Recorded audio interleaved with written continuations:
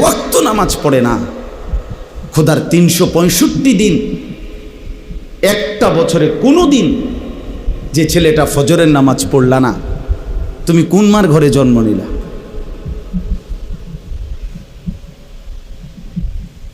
তুমি কোন বাপের ঘরে জন্ম নিলা?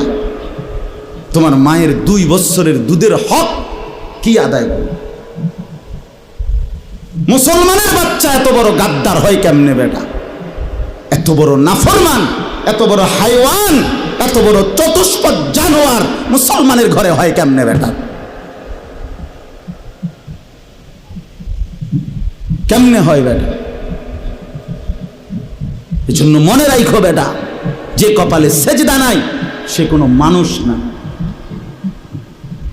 যে সেজদা দেয় না সে মানুষ নয়, মানুষ নয়, জানোয়ার। সে জানোয়ার, হাইওয়ান, এটা চতুষ্পদ জন্তু, এটা জানোয়ার, এটা মানুষ না। যে কপাল সেজদা দেয় না। কেন আসলি বেটা তুই পৃথিবীতে বেটা? শুধু ভাত, শুধু খানা, শুধু পেশাব পায়খানা, শুধু লজ্জাস্থানের চাহিদা, শুধু শাহওয়াত, শুধু জিনা, শুধু ব্যভিচার, শুধু নারী, শুধু উলঙ্গ ছবি। আরে এটা তো কুত্তা বিলার স্বভাব ছাড়া আর কিচ্ছু হইতে পারে না বেটা। এ তো জন্তু জানোয়ারের স্বভাব হইতে পারে বেটা। মানুষের ঘরে মুসলমান, অথচ সে তার আল্লাহকে সেজদা করে না। তো কি মানুষ হইলি বেটা? কি পড়ালেখা শিখলি যুবক? এই ছেলে কি পড়লি বেটা?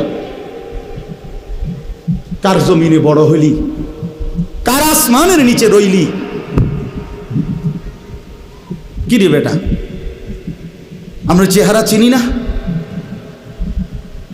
এখানে দাঁড় করাই এখন বেনামাজি। চেহারা দেখলেই তো চিনা যায়। বেনামাজির চেহারার মধ্যে তো কোনো দয়া মায়া থাকে না। বেনামাজির চেহারা তো নির্লজ্জ, বেহায়া, বেশরম,